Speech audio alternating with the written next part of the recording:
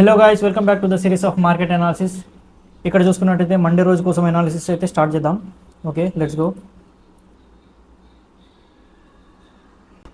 మొదటిగా నిఫ్టీ నుంచి స్టార్ట్ చేద్దాం. ఇక్కడ చూసుకున్నట్టయితే నిఫ్టీ 1 అవర్ టైం ఫ్రేమ్లో చూసుకున్నట్టయితే ఓకే, ఇదే జోన్ నుంచి అయితే మార్కెట్ ప్రతిసారి సపోర్ట్ అయితే తీసుకోవడం జరుగుతుంది. ఓకే, ఎనీవేస్ మనం 15 మినిట్ టైం ఫ్రేమ్లోకి వెళ్ళిపోదాం.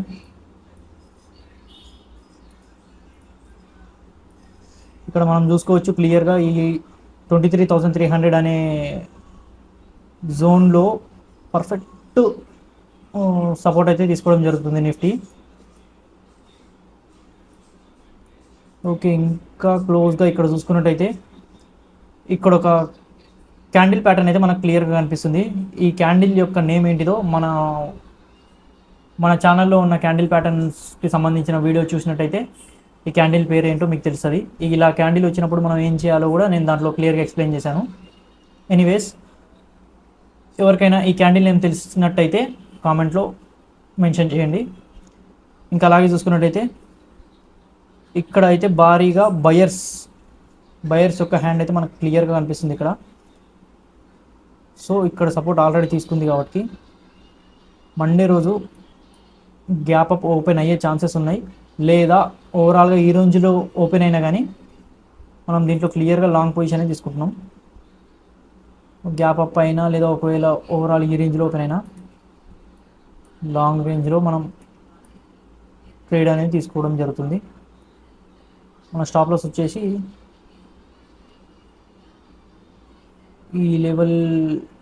ఈ జోన్ యొక్క లెవెల్కి కొంచెం కిందికి పెట్టుకుందాం. ఓకే, ఇప్పుడు మనం మన ఫస్ట్ టార్గెట్ అనేది చూద్దాం. చూసుకున్నట్టయితే ఆల్రెడీ రీసెంట్ హైలో మనకు ఫస్ట్ టార్గెట్ అనేది క్లియర్గా కనిపిస్తుంది. ఓకే, ఎనీవేస్ ఫస్ట్ టార్గెట్ వచ్చేసి 1.1:2 రేషియోలో ఉంది మనకి. Okay, this is the better target. ఇంకా కూడా మార్కెట్ పైకి వెళ్ళినట్టయితే ఇది మన second target. First target hit అయిన తర్వాత 50% క్వాంటిటీని ఎగ్జిట్ చేసుకోండి, ఎందుకంటే మనం సేఫ్ సైడ్ ట్రేడింగ్ చేద్దాం. సో సెకండ్ టార్గెట్ కోసం ఒక 50% క్వాంటిటీని మాత్రమే మెయింటైన్ చేయండి, ఎందుకంటే ఇది రిస్క్ మేనేజ్మెంట్ యొక్క నెంబర్ 1 రూల్. ఇది అలా మేనేజ్ చేసుకుంటేనే మనం మార్కెట్లో స్టేబుల్గా ఉండగలుగుతాం. ఓకే, నిఫ్టీలో వచ్చేసి ఇది మనకు లాంగ్ సైడే ఉంది ట్రేడ్. షార్ట్ సైడ్లో ఏమన్నా ఆప్షన్ ఉందేమో చూద్దాం ఒకసారి. షార్ట్ సైడ్లో చూసుకున్నట్టయితే మనకు లేదు. నిఫ్టీలో మనం క్లియర్లీ లాంగ్ సైడ్ ఉన్నాం, ఎందుకంటే క్లియర్గా కనిపిస్తుంది మనకి ఇక్కడ నిఫ్టీలో బుల్లిష్ మొమెంటం ఉంది. ఓకే, ఈ లెవెల్స్ని మార్క్ చేసుకోండి మండే రోజు కోసం Nifty targets and stop loss. ఇంకా అలాగే మనం బ్యాంక్ నిఫ్టీ చూసుకున్నట్టయితే బ్యాంక్ నిఫ్టీకి వచ్చేసి ఓకే, బ్యాంక్ నిఫ్టీలో అదే స్వింగ్ ట్రేడ్ అయితే మనం కంటిన్యూ చేసుకోవచ్చు, ఎందుకంటే మనం రీసెంట్గా చేసిన అనాలిసిస్ ప్రకారం మార్కెట్ ఈ 53,000 జోన్లో సపోర్ట్ తీసుకొని ఒక క్లియర్ స్వింగ్ ట్రేడ్ అయితే ఇవ్వడం జరుగుతుంది. మనం ఇక్కడ మన ఎంట్రీ అయితే తీసుకున్నాం. మనకు ఆల్మోస్ట్ ఫస్ట్ టార్గెట్ హిట్ చేసింది. ఎవరైనా మన ఫాలోవర్స్ ఈ వీడియోని చూసి ఫస్ట్ టార్గెట్ వరకు ఉండి ప్రాఫిట్ చేసినట్టయితే వాళ్ళ ప్రాఫిట్స్ని కూడా కింద కామెంట్లో మెన్షన్ చేయండి. నా టార్గెట్ వచ్చేసి దీనికి స్వింగ్ ట్రేడ్లో బ్యాంక్ నిఫ్టీలో నేను సెకండ్ టార్గెట్ వరకు దీన్ని ట్రైల్ చేస్తూ తీసుకెళ్దాం అనుకుంటున్నా. ఓకే, బ్యాంక్ నిఫ్టీలో అనాలిసిస్ అవసరం లేదు, ఆల్రెడీ మనం రీసెంట్గా చేసిన అనాలిసిసే పర్ఫెక్ట్. ఓకే, ఇంకా అలాగే ఒక స్టాక్ చూసుకున్నట్టయితే ఇంకా అలాగే ఇక్కడ మనం అదానీ ఎంటర్ప్రైజెస్ని చూసుకుందాం, ఎందుకంటే ఈరోజు న్యూస్ ఏంటిదంటే అదానీ ఏషియాలో ద రిచెస్ట్ పర్సన్గా మళ్ళీ వచ్చాడనమాట. అంబానీని కూడా బీట్ చేసి ఇప్పుడు అదానే the richest person in the Asia. So మనం ఒకసారి అదానీ ఎంటర్ప్రైజెస్ని కూడా రీసెర్చ్ చేసుకుందాం. ఓకే, ఇక్కడ చూసుకున్నట్టయితే మనం డే క్యాండిల్ నుంచి మొదలు పెడదాం. ఒకసారి లాంగ్ రేంజ్ అనాలిసిస్ నుంచి చూసుకున్నట్టయితే మార్కెట్ చాలా కన్సాలిడేషన్ తర్వాత కొంచెం డౌన్ఫాల్ అయ్యి దాని తర్వాత ఇప్పుడు ఒకే విధంగా రాకెట్ దూసుకెళ్ళినట్టు దూసుకెళ్తుంది. సో మనం కొంచెం జాగ్రత్తగా ఉండాలి. ఇంకా 1 అవర్ టైం ఫ్రేమ్లో చూసుకున్నట్టయితే అదాని స్టాక్స్కి వచ్చేసరికి అయితే మనం చాలా జాగ్రత్తగా ఉండాలి. ఎందుకంటే అసలు పంప్ అండ్ డంప్ జరుగుతుంది అనేది ఎంత నిజమో ఈ అదాని స్టాక్స్ని చూస్తేనే మనం క్లియర్గా అర్థం చేసుకోవచ్చు.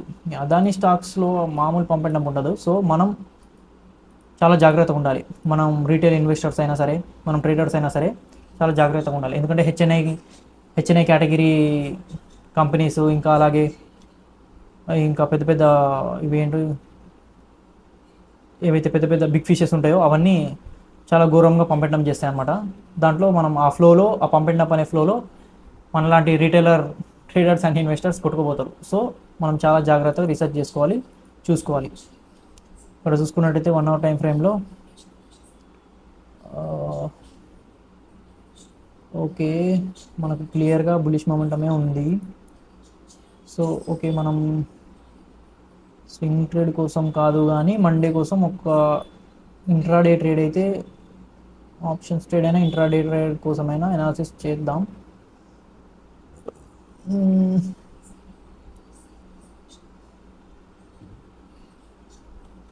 ఈ 200 మూవింగ్ యావరేజ్ని మాత్రం సపోర్ట్ తీసుకొని అయితే క్లియర్గా అదాని ఎంటర్ప్రైజెస్ అయితే ముందుకైతే సాగుతుంది. సో ఎనీవేస్ మన అనాలిసిస్ అయితే మనం చేద్దాం. ఓకే,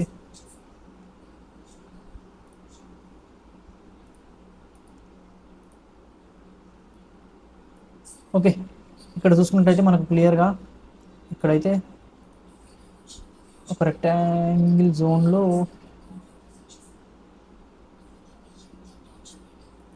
ఒక లెవెల్ అయితే ఉంది. సో మనం ఇప్పుడు దీన్ని 5 minutes టైం ఫ్రేమ్లోకి కన్వర్ట్ చేసుకొని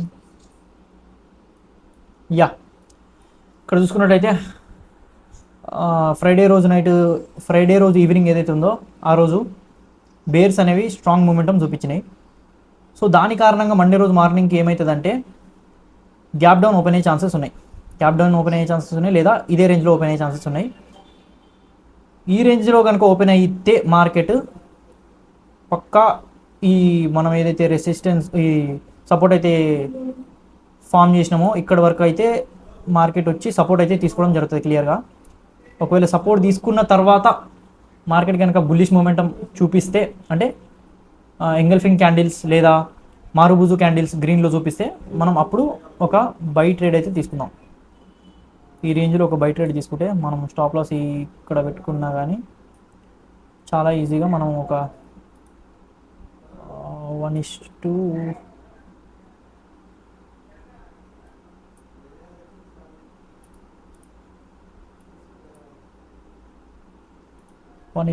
ఒక టార్గెట్ అయితే చూద్దాం. ఫస్ట్ టార్గెట్ ఎక్కడ ఉందో.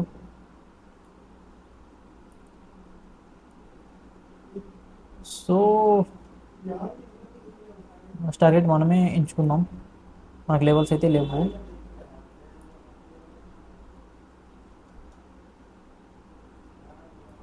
సో 1:2 రేషియో మనం మెయింటైన్ చేసే ప్రయత్నం చేద్దాం. ఓకే,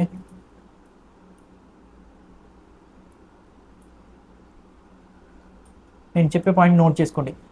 మార్కెట్ ఈ రేంజ్లో ఓపెన్ అయ్యి ఈ సపోర్ట్ దగ్గర సపోర్ట్ తీసుకొని బుల్లిష్ మూమెంటం చూపిస్తే మాత్రమే మనం అదాని ఎంటర్ప్రైజెస్లో బై సైడ్ ఉంటున్నాం. లేదంటే ఒకవేళ ఈ సపోర్ట్ని బ్రేక్ చేసి దీన్ని రెసిస్టెన్స్గా ఫామ్ చేస్తే అప్పుడు మనం అబ్జర్వ్ చేసి మళ్ళీ దాని తర్వాత ఆలోచించి డెసిషన్ అయితే తీసుకోవడం జరుగుతుంది. ఒకవేళ ఈ సపోర్ట్ నుంచి సపోర్ట్ తీసుకుంటేనే మనం బై సైడ్ ఉన్నాం. ఎందుకంటే అదాని స్టాక్స్లో మ్యానిపులేషన్ మామూలుగా ఉండదు. సో మనం జాగ్రత్తగా ఉండాలి.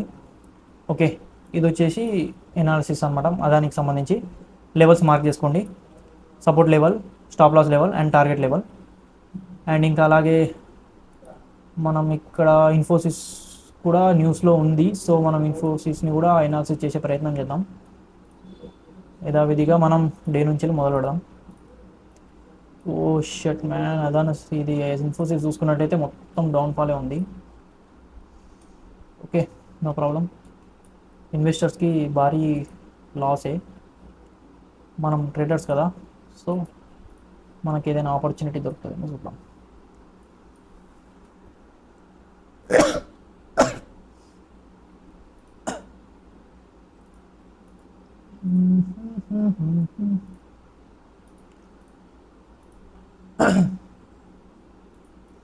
ఇక్కడ చూసుకున్నట్టయితే మా ఇన్ఫోసిస్ ఘోరం అంటే ఘోరంగా ఒకటే జోన్లో ఇరుక్కొని ఉంది. మరి ఎంత చిన్న జోన్ అంటే మీరే ఒకసారి చూడండి. బాబా మామూలు జోన్ కాదు ఇది.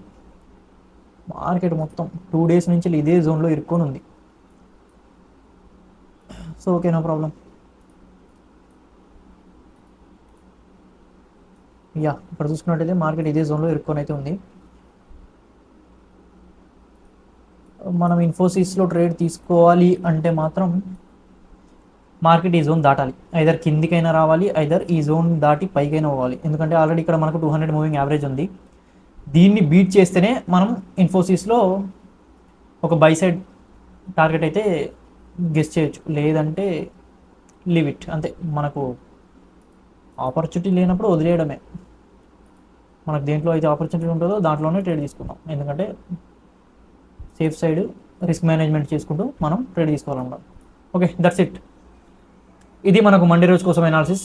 ఇంకా ఇలానే మంచి మంచి ఎనాలిసిస్, మార్కెట్ ఎనాలిసిస్ వీడియోస్ కోసం అయితే నా ఛానల్కి సబ్స్క్రైబ్ చేయండి, లైక్ చేయండి. అలాగే మీ ఫ్రెండ్స్ ఎవరైతే ట్రేడింగ్ చేస్తుంటారో, ఇంకా వాళ్ళకి మార్కెట్ గురించి ఏదైతే ఇన్ఫర్మేషన్ కావాలనుకుంటారో వాళ్ళకి ఈ ఛానల్ అండ్ ఈ వీడియోని షేర్ చేయండి.